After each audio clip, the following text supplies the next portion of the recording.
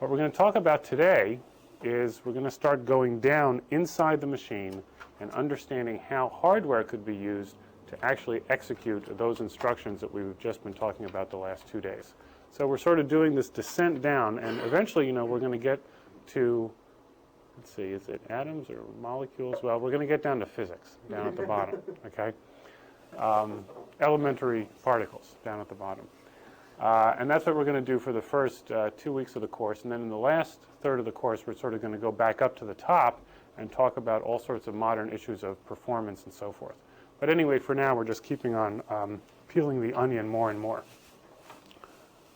So here's the kind of components that we're going to build the computer out of. We're going to have all sorts of devices, and don't worry about it right now. Of course, as usual, I'll go into these over and over again. But we're going to have a device called a register, which is going to be sort of the primitive element of memory, and it will be able to remember a piece of data that we put into it here and take a little snapshot. It's going to work kind of like a camera. Then we're going to have another device which is going to be called a multiplexer, and that's going to be used to select amongst two pieces of data, the one marked 0 and the one marked 1, depending upon some control input over here.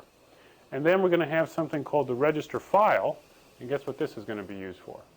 For holding registers 0 through 31. Except in the case of register 31, it'll have a pretty easy time because it just throws out the bits and produces a 0.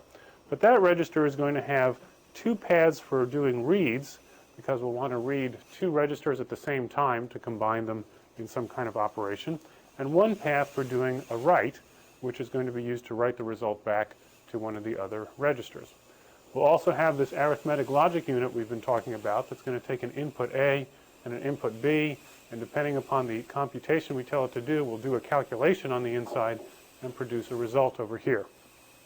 Finally, amongst the blocks that we're going to use is going to be an instruction memory over here, and that will have an address input saying which address in the memory we want to have access to, and that again is how far from the beginning do we want to read a particular word.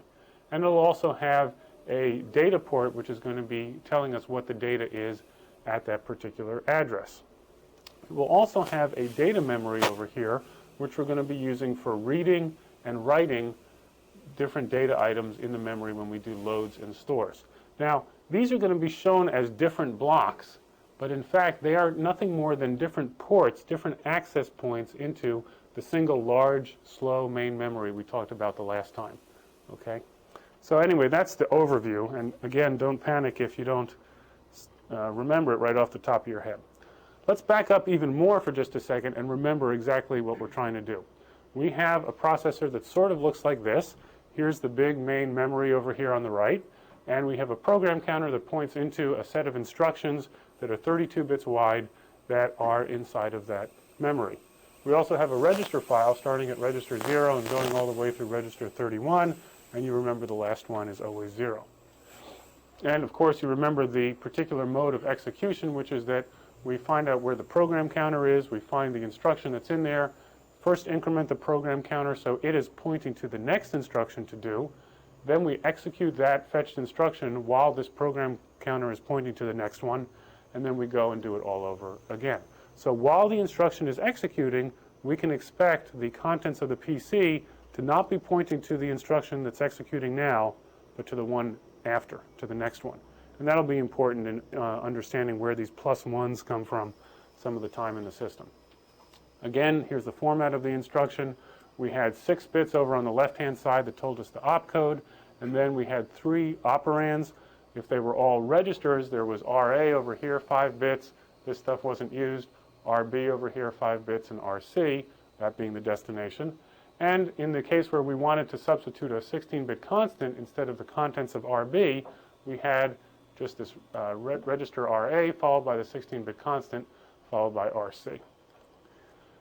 And again, reviewing once more, we have a typical operate class instruction like add or subtract. And what did that do? Well, we specified RA, RB, and RC. And the contents of register RC was loaded with the sum of the contents of RA and the contents of RB. Or in the case of the constant, we took a constant 16-bit number, did something called sign extension, and for now all you need to know is that that takes 16 bits and extends it to 32 bits of the same value, whether or not it's positive or negative. And it adds that constant to RA, puts the result into RC. Here's how we do it.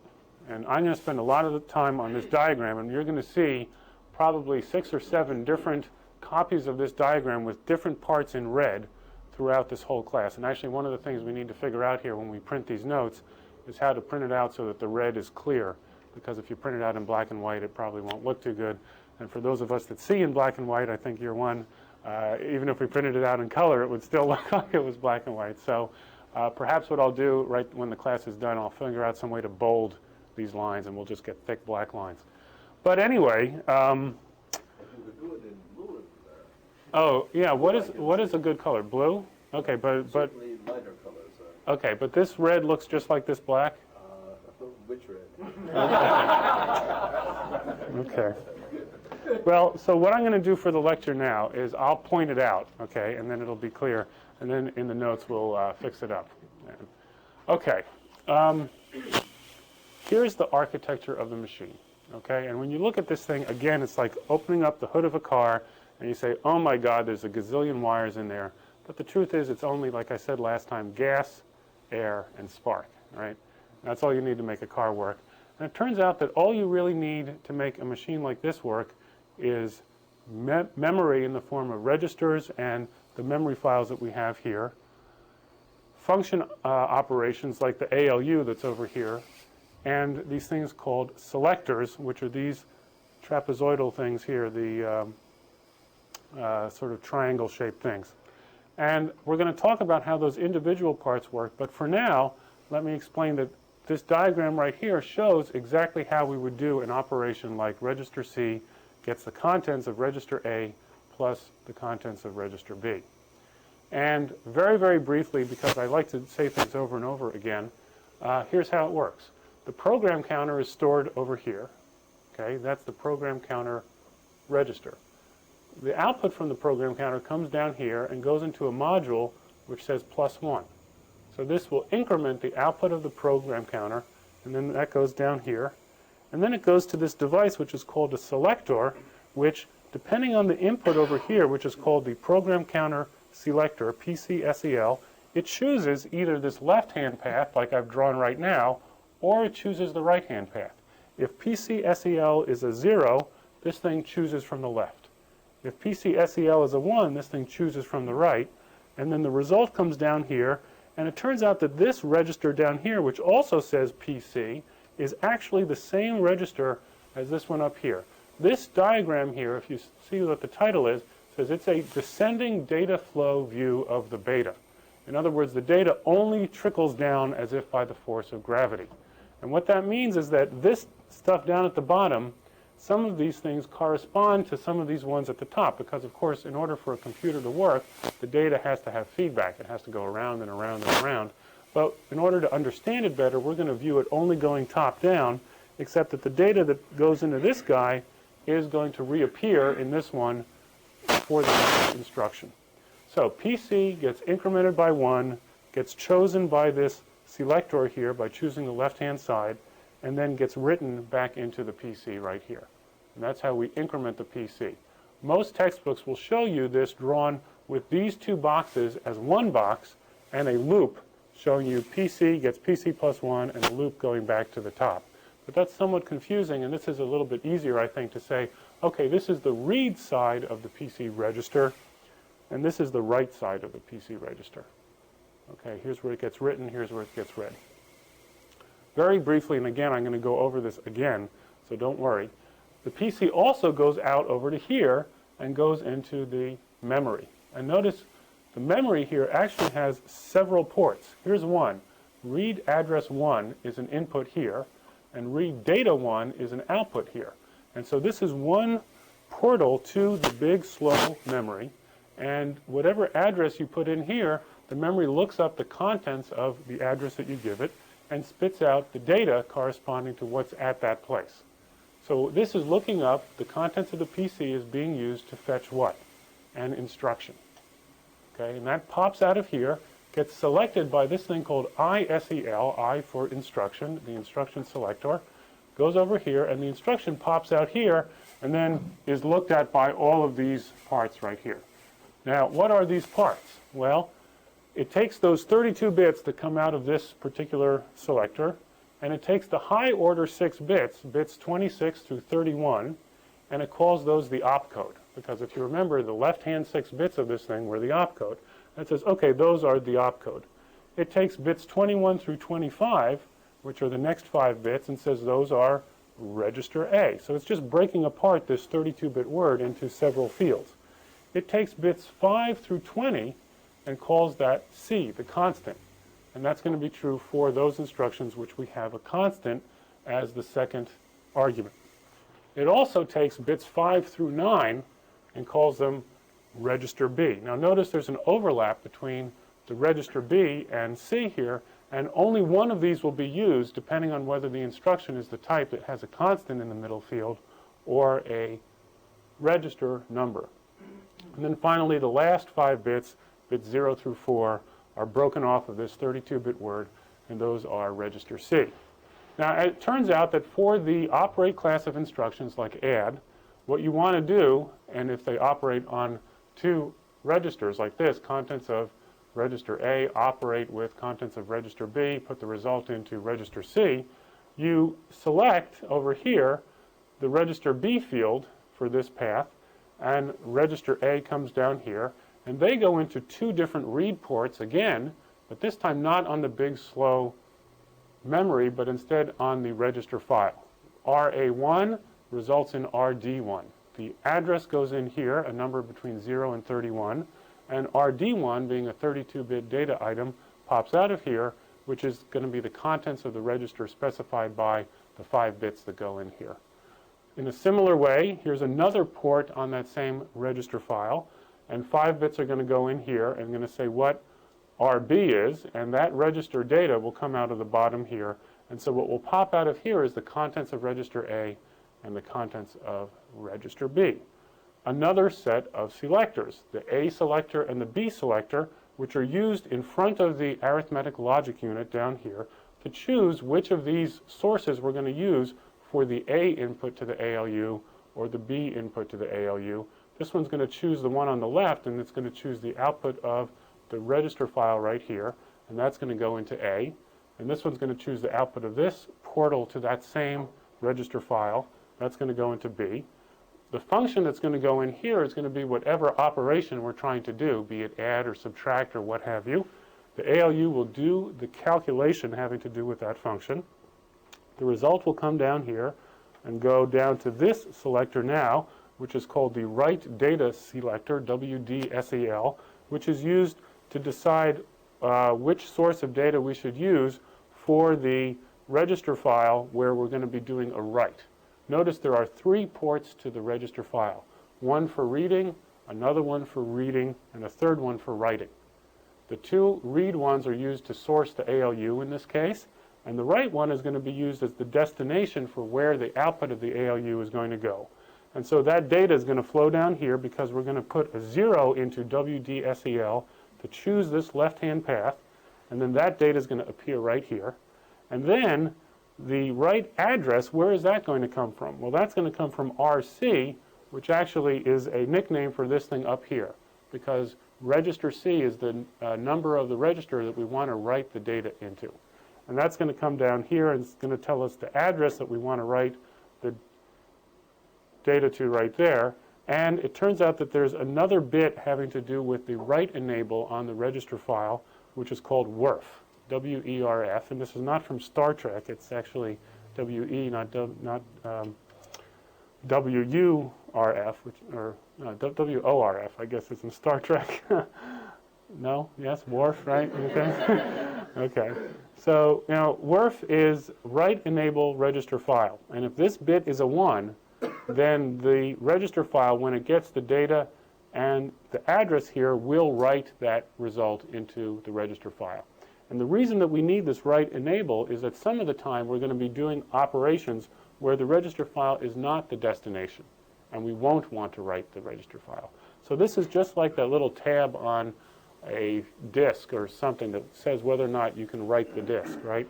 This says whether or not the register file should be told to do a write. And so that's basically how it works. Notice there are two paths. One thing on the left where we increment the PC and put the result back in the PC. The other one where we fetch the instruction that the PC points to, we decode it in this way, and we look up in the register file RA and RB, and then we write the result into RC. So this is it. This is all the hardware that you need to make a beta work. So the connection between RC up in the kind of middle and the RC down in the lower is These are exactly not the same. explicitly drawn? It is not drawn. What I could have done is I could have drawn a wire that came down here, but it kind of would have messed things up. And maybe the next time that I do this, But I'll draw a it's wire the here. same. These are the same. If you see two things and the letters are the same, then they are the same. Okay. Okay? And where do the selector values come from? Well, that's a great question. There needs to be some mechanism for coming up with whether this should be 0, 1, or 2, or whether this should be 0 or 1, or whether this should be 0, 1, or 2. And what's not drawn here is that the opcode goes off to nowhere. And these selectors come from nowhere. And it turns out that there's going to be this whole cloud that we're going to talk about the next time, which is going to be the control logic, which will look at what the opcode is and have a table for every opcode. There will be a unique combination of ways to set each one of these selectors to sort of choose which way the data goes. Anyway, that's an excellent question. A really excellent question. Not just what I said the last time, which was the usual, that's a good question. Thank you for all of us. Thank you for everything. Okay. So now that I've given you sort of the first exposure to this thing, let's back up again and talk about exactly how each one of these parts work. Let's talk about a memory port, first of all. Whether this is the register file or the instruction memory does not matter. This is a device which is an access port to a memory. And there can be more than one of them to the same memory. What we do is we put in an address over here. This may be a few bits. In the case of the register file, it's just 5 bits, right? In the case of the big, slow memory, it may be 32 bits, okay? We really don't care. But a number of bits goes in here, and as a result, a short time later, the memory produces a result out Q here. So it goes in A and it comes out Q, and what comes out is the contents of the address given by A. So it's just looking things up. And remember, the address is nothing more than a measure of how far from the beginning of the memory is the data that you're trying to find. And this is, of course, set up as a bunch of 32-bit words. So that seems pretty straightforward. Let's take a look at a data register, something a little bit more complex than that.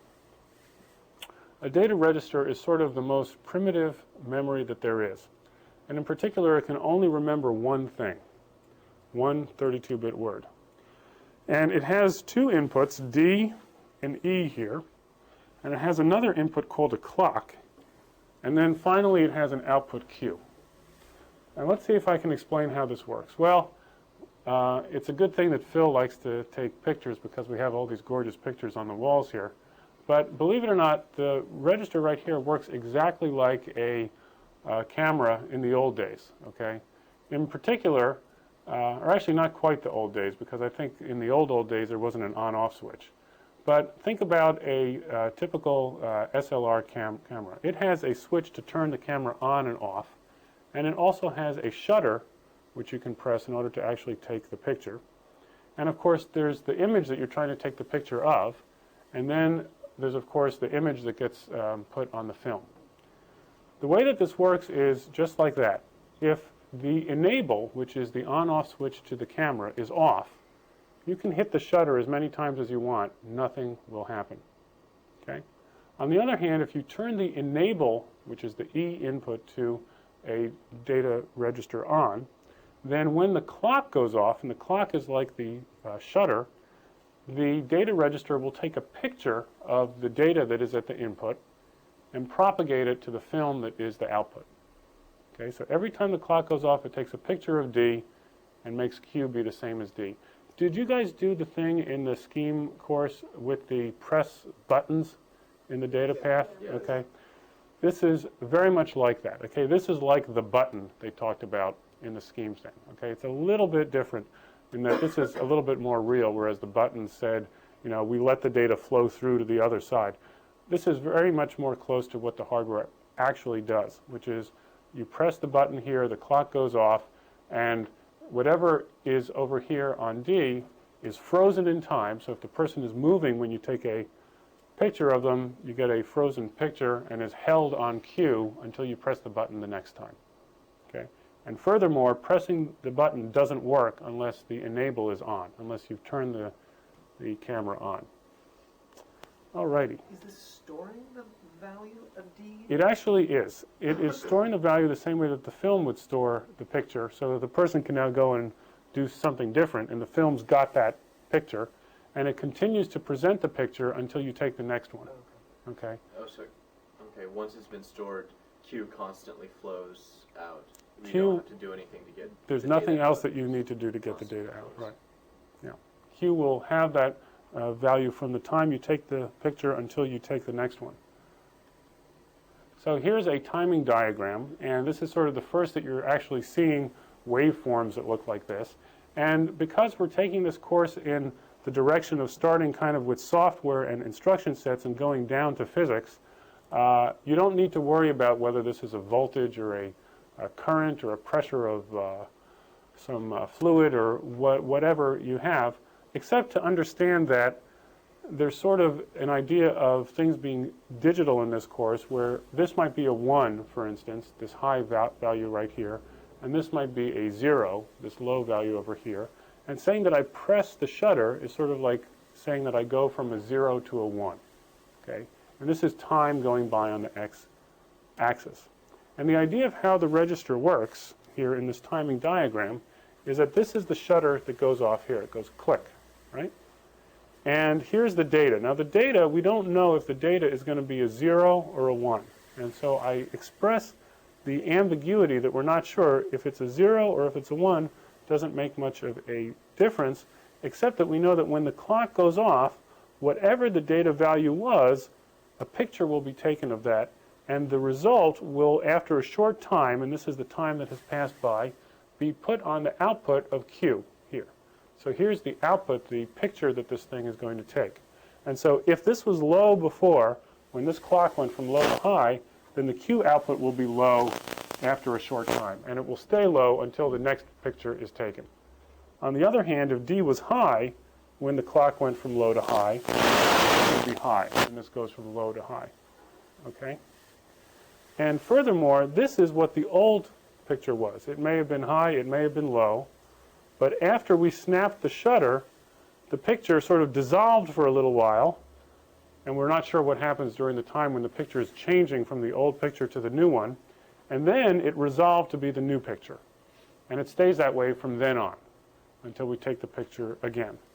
Furthermore, we needed to ensure that the camera was turned on, that the enable was high during the time that the clock was gone from 0 to 1, when the shutter was pressed. Okay, and so that's the model of how the register works.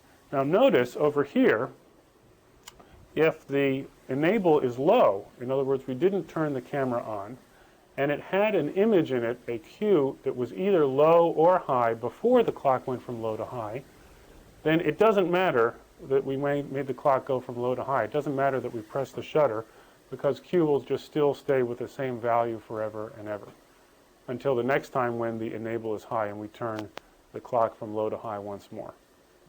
Okay, so it's a mechanism for taking a snapshot of the data on D, propagating it to Q, and the only trick is that whether or not the snapshot actually is taken is predicated on E being high. So that's the enable for the system. Yeah? Is the data on D just a bit? You're saying it's high or low? Right, so what I'm showing here is just one bit. In fact, the registers come in many different flavors. This is a single bit one, but the ones that we're going to be using by and large are 32 bits wide. So in fact, there are 32 bits worth of data that are being processed at the same time. On a single clock tick? On a single clock tick, and with a single wire controlling whether or not the enable is high or low. Okay, so flash, all 32 bits get stored. So this, Yeah, This thing means that It's not getting destroyed. It's just not getting its picture taken. So, you know, if you're the data and I try to take your picture, right, and the camera's off, no picture gets taken. The old picture that was in the camera is still there. No, but okay, yeah, I guess I mean when it's enabled already. Oh, if it's enabled, the old data that is stored disappears, yes. So maybe the right way to think about it is not necessarily in terms of film, because you think of the film kind of moving forward to the next one, but sort of as a freeze frame thing. You guys ever seen, like on a digital camera these days, you can sort of push the button halfway and it'll freeze the picture? I don't know if you've ever seen something like that, but think of a thing where, you know, as you move the camera around, when you push the button, it freezes the picture. And then you can move it around some more and push the button again, and it'll freeze the next picture. That's sort of what it is like. Yeah? What controls the Whatever you'd like. So E is an input to this thing that we're going to turn on and off before the clock goes from low to high. And so some of the time E will be high, in which case we say, go ahead and take the picture. And some of the time E will be low. Let me back up just a second here and show you the picture here. The E in this register file is actually called WE for write enable, okay? And when this is high, it says, when this clock goes off, take this data and write it. If this write enable was low, when the clock went off, it would do nothing, even if there was some new data here. So it's a way of sort of disabling the action of a write when the clock goes from low to high. Part of the idea here is that these clocks, you'll notice that the system here has no clock except for down here. A clock is given by the arrow sign that's on the left-hand side here, okay? And so every time we want to process the next instruction, there's going to be a upward going clock on each one of the arrows down here. And the PC will always be incremented, or it will always change. So the clock that goes into here, notice that there is no E here. So this part of the storage here, the register that is the PC, will always be written every clock cycle, every time the clock goes off. On the other hand, we have two other portals here for writing, one being a portal into the register file, the other one being a portal into the big slow memory. And when the clock goes off here, sometimes we're going to write into the big slow memory, and sometimes we won't. That's determined by whether or not the WE here is high or low, whether it's a 1 or a 0. In the same way, with the register file here, whether or not we're going to write into the register file will be determined by whether the WE here is high or low when this clock goes off. But the timing idea is that every instruction is transitioned from the present one to the next one by the clocks going off on the bottom line here. And the three clocks on the bottom line go off at the same time. Simultaneously. So it's like a drum. It goes bang, bang, bang. And every time those clocks, it's the same clock for all three of them. Every time the clocks go off, whichever writes are turned on happen. And then the new data percolates back through this thing and percolates and percolates and percolates. And if we've left enough time for it to get through, which we're going to talk about how to make sure that we do leave time for it to get through, then it's ready for the clock to go off again. Bang. Time for the next one. And it percolates through again. Bang. Time for the next one. But sometimes we don't want to write the data into these things. So we have a way of disabling the write, even though the clock goes off.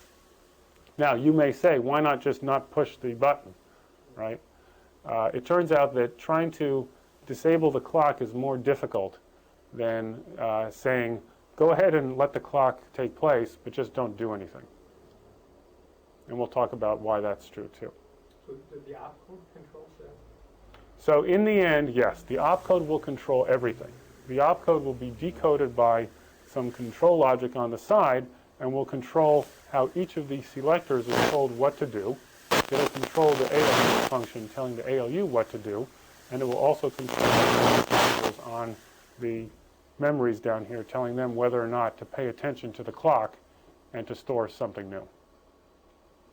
Shine. So Gil, the analogy for the camera is more like you have this camera that keeps going off, taking pictures at regular intervals, and then you Right. decide when you go on and actually turn the camera on so that one of those pictures actually Happens.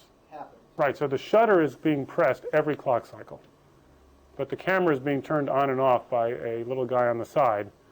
And sometimes you push the button and, you know, if the camera's old, the button seems to be locked. And if the camera's new, it just doesn't go beep, I guess. So your ability to turn the camera on and off is going to be, you're relatively quick compared to the That's right, clock. right. In other words, what I want to point out is that maybe it's not obvious, maybe it is, but the enable signal gets set faster, relatively speaking, than the Right. clock is going. Right. The clock's ticking millions and millions It is seconds. very important that the logic that controls whether the camera is turned on or off makes that decision before the shutter gets pressed.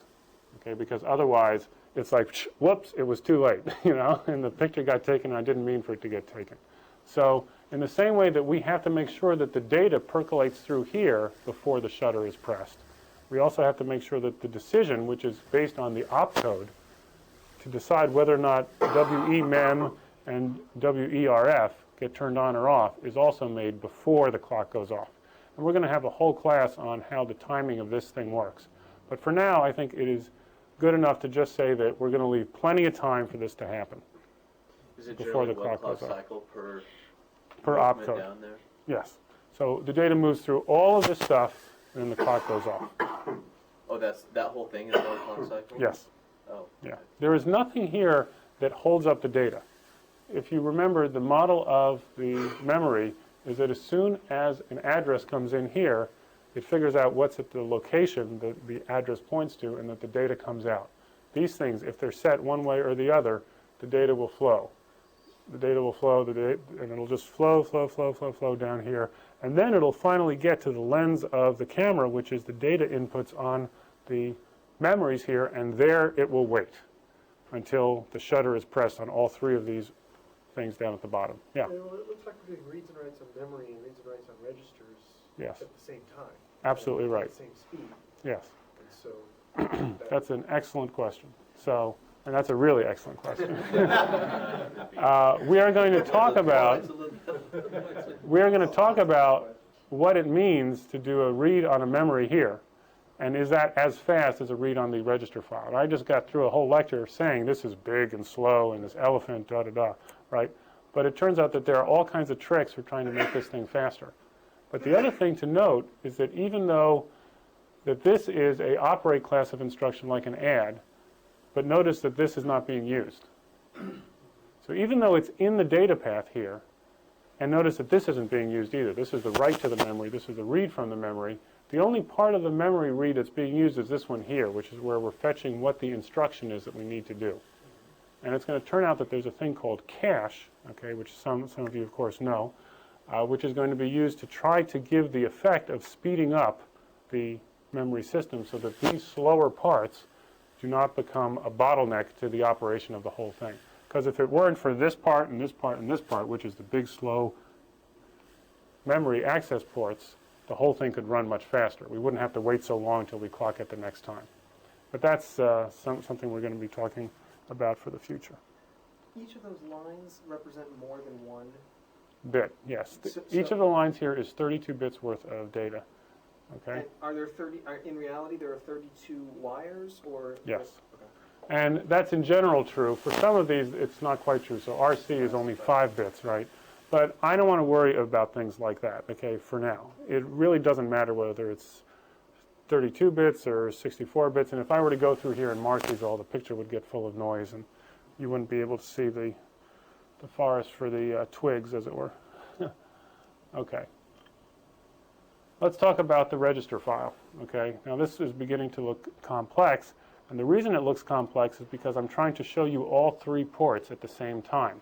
And the reason in the other diagrams and from now on that I'm not going to show you all 3 ports at the same time is because it gets very crowded when you try to do it this way. So we have RA1 coming in here, and that produces RD1 a short time later whenever RA1 is fed in. RA2 is the second read port to the register file, which produces RD2 a small time later as soon as this thing is fed in. We also have the third port, which is the write port, and that's WA, which is the write address, WD, which is the data that you want to write into that particular place. Here is the enable, turning the camera on and off, and the clock. So these parts here have to do with the write part of the register file, and these parts here have to do with the read part. And so let's take a look at the timing diagram now and see if we can understand how this thing goes. First of all, the clock here is going on and off and on and off, but that has nothing at all to do with what's happening in these first two lines. So I want you to think about all this stuff down here as not making any difference for the next minute or so. RA has some indeterminate value that we don't know, and then finally it settles down to either a high or a low on any of the 32 bits that it has, and the value that it has is A. A is an address. A short time after it goes from having something that we don't know to settling down to having an address A, the register does its work, and after a short time the data comes out of RD, and that is the contents of A. And that's what a read of that register means. Now, it doesn't actually matter when this takes place. If this happens here, then this time afterwards it took place. If it happened here, then this time later it would take place. It's what we call a combinatoric device, which means that the output is only dependent upon the combination of bits of the input. As soon as the address is presented, a short time later the data gets settled down. Now, by contrast, the write is happening in what's called a clocked mode, okay? And what that means is that it only pays attention to when the clock makes a transition from low to high. This is when the shutter is pressed. And if the write enable is high during that time, if the camera is turned on during the time surrounding the time when the shutter is pressed from low to high, then if you also present an address on WA and some data on WD, then the register file will do the work of making the new contents of the address that you give it A be written into the register file. On the other hand, if you have a low to high transition on the clock and WE is low, then you can have junk on these two things because it won't listen. Okay? It doesn't matter what you put in front of the camera when you try to press the button if the camera is turned off. Right? It could be a scene of anything, and it won't take the picture. Okay. So that was the hardest thing to get through, okay, if you understand how the registers work. Let's take a look at the easier things. These selectors, they're also called multiplexers or muxes, are things that are used for choosing one of n different inputs for a particular output. And the way that they choose it is based upon a select control, S, over here, that comes in. And this may have several bits to it. If it has k bits here, in general, there are 2 to the k different combinations of ones and zeros you can put into S here. And so a k-bit input as a selection into one of these selectors will be able to choose one of 2 to the k different inputs to be passed through to the output. It's very much like a, not really a turntable, but a switch in a railroad yard, where we have one output track for the data to go on and several input tracks that a train may come in on. And we want to choose which way the track is set so that the train will be routed to the output, again, depending on how K is set up. Okay? Now, of course, this is shown here with only 1 bit going into each one of the inputs here, but in fact, you can have a wider number of bits, perhaps 32, and that's being shown sort of by the multiplexer being thick here, and when you set a particular selection in here, all 32 bits will be chosen to pass out to here. And in general, this is the kind of selector that we're going to use. Okay. Again, it's a combinatoric device, and what that word again means is that there's no clock involved at all. As soon as the data inputs are there, as soon as the selection is made on S, a short time after those data bits and selection get set up, the output will be produced over here on Q. Okay, so that's a way of choosing which piece of data we want to propagate forward. So, with that in mind, let's again go through this picture, which is exactly the same as the one before, of how an add between two registers resulting in a third register would take place. So we've taken this register, which is the PC, and broken it up into two halves. It's actually the same box, but this is the right part of it, which consists of D and the clock. And here we assume that the E is on all of the time, that the camera is on all the time. And here's the Q, which is the last thing that it had. And we just add 1 to it, and then we have the selector choose the left-hand path by feeding a 0 in over here for PC SEL. And then when this clock goes off, it will snap a copy of the data here on D. And what is the result? If the PC had a particular value in it, N, before, when this clock goes off, what will be written into the PC is N plus 1. Okay? Now, notice that as soon as the clock goes off, N plus 1 begins to race around here and turns to N plus 2, and then pretty soon what's in front of the lens of the camera, which just took a picture of N plus 1, suddenly morphs into N plus 2. And so you may kind of think to yourself, oh my God, did it take a picture of N plus 1, or did the data run around and become N plus 2? Or maybe N plus 3 if it went around a few more times, or N plus 4, or N plus 5. If you remember the push buttons in the scheme book, the push buttons were supposed to only allow one piece of data to go through. And in fact, the way the shutters work on this thing, and we're going to talk in detail about how computers can be built so that this is true, is that the shutter only allows one piece of data to go through. It only takes one picture, and by the time, if this thing just snapped N plus 1, and N plus 1 appears in the picture here, and then becomes N plus 2 and gets in front of the lens as N plus 2, by the time this turns into N plus 2, it's too late. The picture is finished being taken, and you don't need to worry. Okay? It's as if, as soon as you snap the picture, you pull the film out of the camera and you put it in front of the lens. Does the camera now take a picture of what you just pulled out and put in front? And the answer is no, that it's far too late. The lens was open, the lens was closed, and now, things are closed. Okay, the PC comes out here, reads from the instruction memory port over here what instruction you want to do. We choose this left-hand side. It gets decoded into these different fields. And it turns out that for this type of instruction, we only care about RA and RB. And we look up in the register file the contents of RA and the contents of RB. We set the selectors over here to choose the output of the register file and steer them into the ALU ports A and B. We're going to put into the ALU function a function code corresponding to whatever the operation here is that we're trying to do. And then the output of the ALU will be steered down to the right port on the register file right here. We will turn WRF on.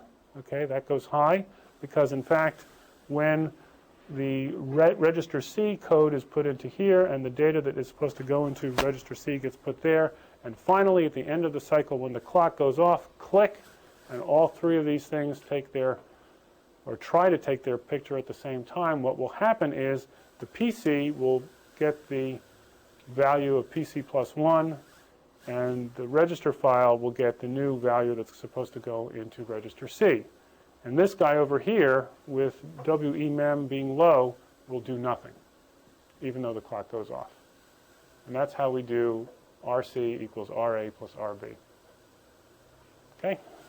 Yeah? So if in our addition example, the data gets put into the data is ready to write and then gets written at the next clock cycle? That's absolutely right. At the end of every instruction, there is a clock that goes off. And that clock says, whatever the instruction was meant to do, let's now write the results. And writing the results means that we increment the PC and we write the results into the register file. And then we're ready to do the next opcode. So you're writing the last operation and doing the next operation. Well, you're not really doing the next one. So here, let me see if I can draw a timing diagram for a second. This thing. So here's the clock. I always draw an up arrow over here because this is where the action happens, okay? We basically think of this time like this, being one instruction.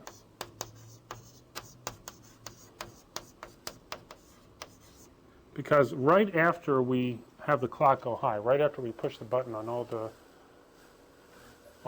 registers down at the bottom, the data begins to appear on the top, having to do with whatever that write was.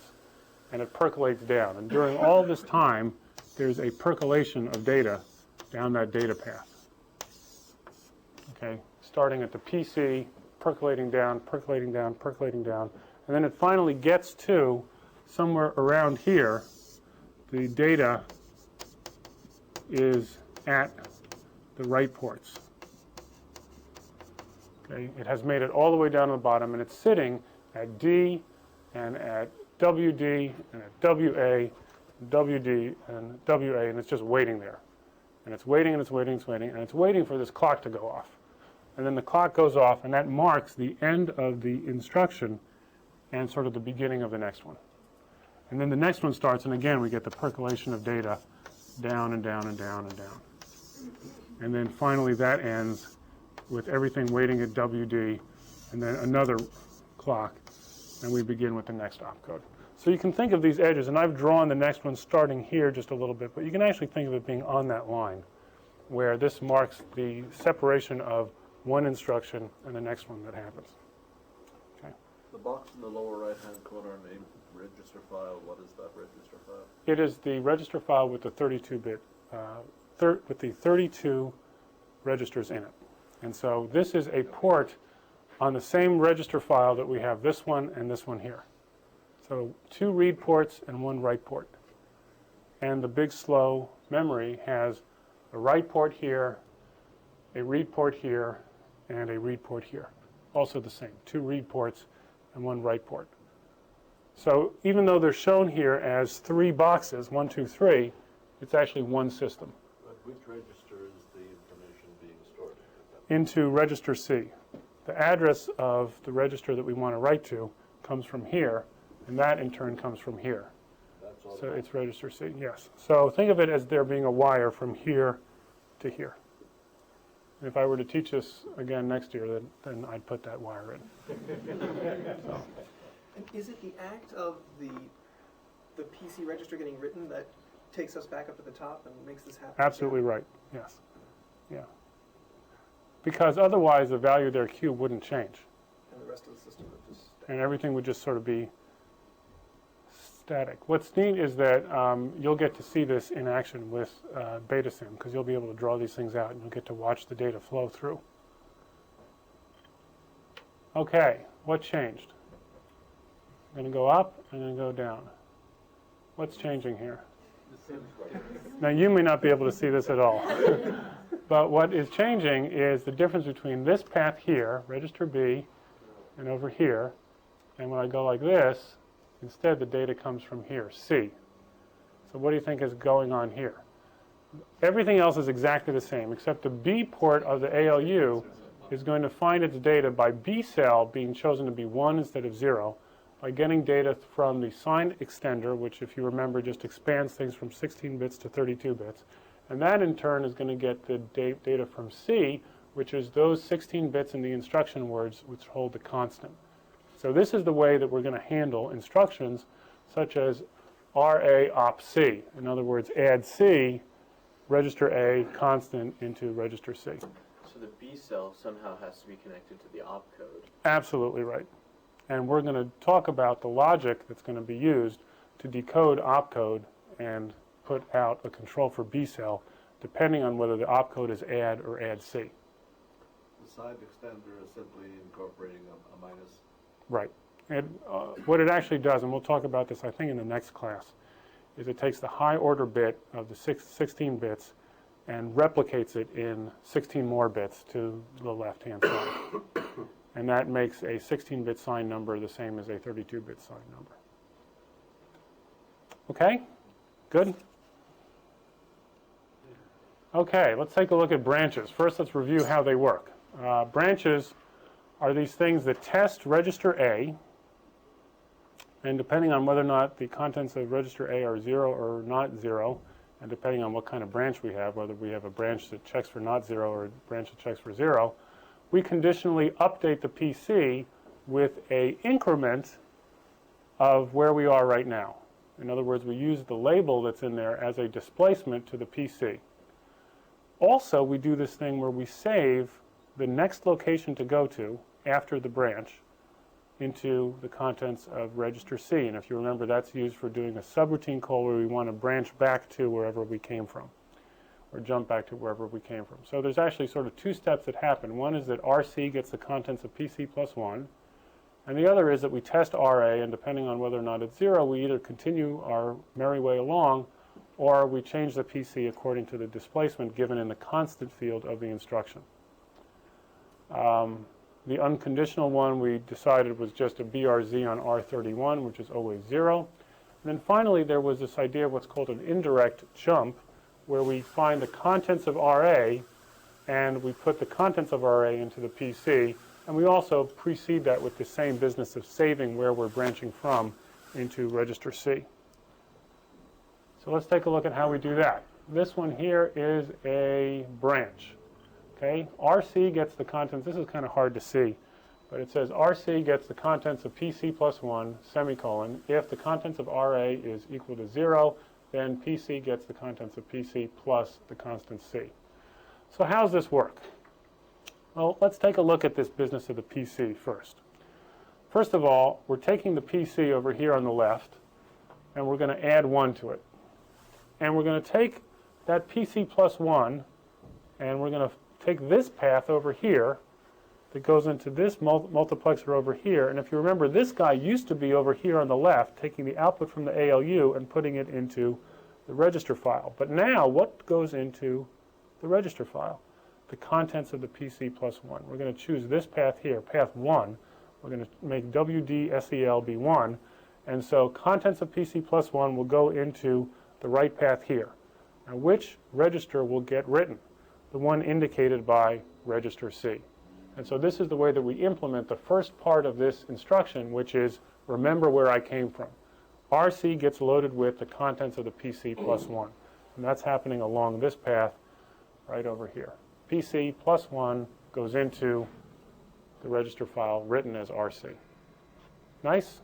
On these diagrams, when lines cross, they're not... Oh, yes, I am sorry. Yes.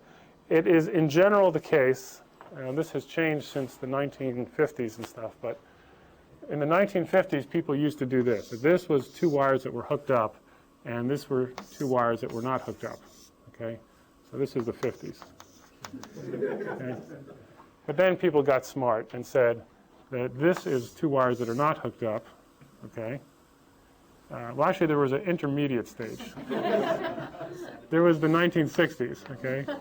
These were wires that were hooked up, and these were wires that were not hooked up. And the trouble with that is if you Xerox this many times, it starts to look like that. And sometimes when you Xerox this, it starts to look like that, so it's bad. So the new way of doing it, since the 1970s, is that these are wires that are hooked up, and these are wires that are not hooked up. So I'll put this as connected, and these are not connected. And of all these methods, this is the only one you should ever use. Okay? So any things that meet at a point, they are not hooked up. And if you want 4 wires, then you have to do this. And 3 wires, it's clear that they must be hooked up, because why else would you do that, right? So just a bit of draftsmanship here. And it turned out that they didn't do this because in the beginning, writing a piece of CAD software, people didn't know how to draw arcs. So we could draw them by hand, but getting a pen to draw them on a piece of software was hard to do. But they sort of look gross anyway. So. Okay, so wires across are not hooked up. So now we've handled storing the PC plus 1 into register C. Now we've got to test the contents of register A and see whether it's 0 or not. And the way that we do this, and unfortunately I kind of didn't quite do it all the way here. The instruction comes in here just like it always did, and comes out here and is decoded into different fields. Okay? The register that we choose to be register A comes out here and gets read here, and unfortunately I didn't make this read by last night, but the output of the contents of register A comes out here and goes out here and goes into this gate here, which we're going to talk about in the next class, which is a gate to test whether or not the data there is 0. And that comes out as Z here. Is it 0? And so we're going to test the contents of register A like so. And whether or not it's 0 will then control, through the same control logic that looks at the opcode, is going to control whether or not PCSEL gets set to 0 or to 1. If PCSEL is set to 0, then the PC will be loaded with what? With PC plus 1. And we'll just go forward to the next instruction. We will not take the branch. If, on the other hand, PCSEL is set this way, and that's why both of these are red here, if we choose this path, then the PC will be loaded with whatever pops out of the ALU. And what's going to pop out of the ALU is going to be PC plus 1 plus, and we're going to set this to plus, what comes out of this path, which is the sign extended constant C. So the ALU will be told to do an add, and the result of the add of PC plus 1 plus C will be spit out here, and that will go into the PC instead of PC plus 1. And the control over that will be whether or not this little Z here is high or low. In other words, whether the data that's coming out of register A over here is all zeros or whether it's not. And that's how we're going to do a conditional branch. So both those occur at the same time? Yeah, so, okay, so you're actually, that's also a very good question, really, which is that I have effectively done this little sleight of hand, and before we said first the PC plus 1 gets put in here, and then we do this. And the answer is that this circuit that I've shown you with all these clocks going off at the same time does them both in parallel at the same time. And the answer is yes, you're absolutely right. But we're going to be careful so that you won't be able to know the difference. And the way that you're not going to be able to know the difference is that the sum that this guy does of the constant with something to do with the PC, I could have had this path choose the PC before the plus 1, and it would have chosen the PC before PC plus 1 was put into PC. But instead, I choose the data having to do with PC plus 1, in other words, what's about to be written into here. So the effect is as if we did them one after the other. Okay? So the functional description is one of these happening in sequence, but the physical implementation is that they happen at the same time. Okay. A jump. A jump is very similar to a branch. Let me go back and forth here. What is going to change? Isn't this cool? Okay. I'm sorry you can't see it, but anyway, this red shifts from here to here. Well, you can at least see these things moving, right? Yes, I can. Okay. And so instead of saying that we're going to take the PC plus 1 and add C to it, what are we going to do? We're going to take the contents of RA and add C to it. And that's what jumps do, right? Contents of RA plus C goes into the PC. And one other change takes place.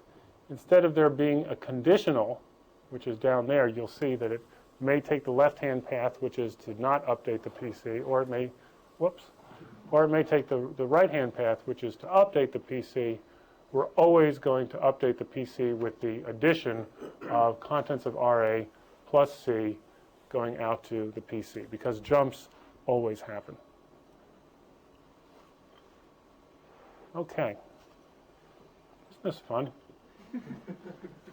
Okay, we're just about there. Loads and stores. This is a way of moving things from the memory system into the register file and vice versa. Remember, load takes the contents of RA plus C, uses that as a pointer into the memory file, and puts the result into RC. Stores actually work in one of two ways, and I noticed, unfortunately, yesterday, you guys printed out a reference thing for the beta, not from the last term that I taught it, but from the term before. And we actually changed some stuff. And so one of the other things I'm going to do when this class is done is I'm going to ensure that we get the right stuff out to you guys. Because we used to do this so that stores worked like this, where the contents of register C was written into the memory location given by the contents of register A plus the constant C. And we actually turned it around. Now, in the assembly language, it didn't matter. Both of these always flowed from left to right, like I've promised all things do. But in the encoding of the bits, this changed from, in the old setup, the encoding of the bits was actually from right to left. And I decided it was important to be consistent. In the last term that I taught it at MIT, I made it be from left to right in the bits also. So first of all, be aware that you may get confused, but that the new way, okay, is everything is left to right. And if it doesn't look left to right, then you're looking at the wrong thing. And you should, raise your hand and talk to your TAs and find out where the latest version of the documents are so that you can see it going from left to right. Let me show you. I'm going to actually skip this because it'll take me longer to tell you about the difference between left to right and right to left. And it's always left to right. Okay. Here's a load. The PC gets one added to it and gets overwritten with, so that the next PC is going to be the next opcode after a load. It's not a branch, right? So anything that's not a branch will always choose this path, and the updating of the PC is a straightforward thing. The actual execution of the load, however, is kind of neat. What do we need to do? We need to find the contents of RA, and we need to add C to it. In that way, it's very much like one of those standard arithmetic operations that's taking the contents of RA and adding C to it. And so the instruction comes in here, it gets put out, we take RA and C, take them, steer them to the ALU, do the add, and what pops out of here is the contents of RA plus C. But instead of now taking this data value and writing it to a register, like add C, RA, comma, some number into RC, we now feed it into a read portal on the big slow memory. It goes into RA2 here, and a short time afterwards, RD2 tells us what is in the location pointed to contents of RA plus C. So it's doing mem of contents of RA plus C and looking it up in the big memory. That comes out here, and the value of what's inside of here, not that thing itself. You see, this would just write the contents of RA plus C if we chose this path. But if we choose this path, it says what is in the memory location pointed to by the contents of RA plus C. And that gets fed to the register file here. RC says where we want to write it to in the register file. This says we really want to do it. Clock goes off, bang, the load happens. Okay? So this is where we're doing the fetch here from the slow memory, the big slow memory. Can you interchange things in slow memory without going through the registry? No. And that's kind of a shame, except it turns out that most software doesn't want to do that. So towards the end of this class, we're going to talk about all kinds of trade-offs that we've made here, like why it is that we chose this structure as opposed to others. And so the structure here, and this is very typical of RISC systems, is allow a lot of things to happen in the fast memory and have a very sort of clumsy, slow load and store to move things back and forth. But we'll talk about why that is. Okay, load to store. Let's go back and forth. Here's a store. In a store, we're not going to be using the read stuff at all, and we're not going to write to the register file at all, so you'll notice this is all dark. Okay. However, what we are going to do is we will use the write path of the slow memory, the big slow memory, and that's over here. And this is now being turned on for the first time. So WEMEM is now on, and the data that pops out of the ALU is going to go to the memory system. Now, what data are we actually going to put in there? The contents of register A. That comes right over here and goes straight down into here. No computation at all is being done on the contents of register A. However, the address in the big slow memory that we're going to write the contents of register A is going to come from the ALU. And what location are we going to write? We're going to write the constant C plus the register is the contents of RC. So RC is going to get chosen here. It's going to get looked up, going to get fed into here, and will be added to C, just like it says right up here. And that sum will be used as a pointer into the big slow memory over here, and that will be the location that we write the data, which is the contents of RA that comes out here. Nothing has changed over here with bumping the PC by 1 to get to the next opcode. Nothing has changed up here in terms of fetching the contents of the PC to find out what instruction it is that we want to do. But this is neat because now you've, I think, seen all of the different paths being used in order to do the different types of opcodes that we have. Now there's one that I'm not going to talk about during the lecture today because the last few classes have taken too long, I think, and that's going to be what are called exceptions. In certain cases, we're going to actually want to take this multiplexer right here, this thing, and we're going to want to shift it over to the right. And what that's going to do is it's going to not do an instruction that we want to do. Instead, it will substitute in an instruction saying branch if 0, R31, XADDR, comma, XP. Remember, XP was that exception pointer register I pointed out in the last class. And what that instruction is going to do is going to say stop what you're doing and jump to the location XADDR. Do a branch to there. And remember where you came from in XP. And that's called an interrupt or an exception, and it basically is a way of sort of stopping the processor along its path and suddenly doing something else because some perhaps disastrous thing has taken place. One example is, for instance, if the code is running along and it divides by 0. In general, that's a bad thing and you want to stop, right? If the code is running along and somebody presses a key, you would like to listen to the key. So instead of having the program go around and check, has he pressed a key, has he pressed a key, has he pressed a key, has he pressed a key, that's a sort of a inefficient way to do things. What we do instead is we have an idea of an interrupt, which means that when a key is pressed, whatever code is running at the time is stopped. We jump to a handler to handle the person pressing the key. When we're done handling the key, we jump back to where we left off. And so it's a forced subroutine call that we didn't expect. We didn't know when it was going to take place. And so I'm not going to talk about the detail of how that works, but know that the mechanism here is for handling those types of things. Okay. There's one more instruction. This was actually kind of a neat one. What happened is that after the beta was designed and we were playing around with it for a few terms at MIT, I think Steve Ward discovered that we could do an instruction that we didn't think we could do before, and it's called load relative. And the idea is if there's a big 32-bit constant that I want to load into a register, an easy way to do it is to use this instruction called LDR. And all that I have to do is, let's say I want to load the number 1, 2, 3, 4, 5, 6, 7, 8, 9 into R1. What I'll say is, well, let's put the number right here, give it a name, and say load relative this label into R1. And if you remember, what the assembler will do is it will figure out the distance between this opcode and the label right there, and it will put that distance into the constant field here. Okay? And what we want it to do is take this number, pluck it out of the instruction stream, and put that number into R1. And then, since the number is kind of in the way of the code here, right after we do this, we branch to a little bit after that, to this place plus 1, and that'll take us to down here. Okay, so it's a very handy way of bringing big constants into our system. Well, it turns out that LDR can be implemented in the following way. LDR. Well, we want to take the contents of the PC plus 1, add a constant to it, look that up in the memory, and put that into RC. Well, here's PC plus 1.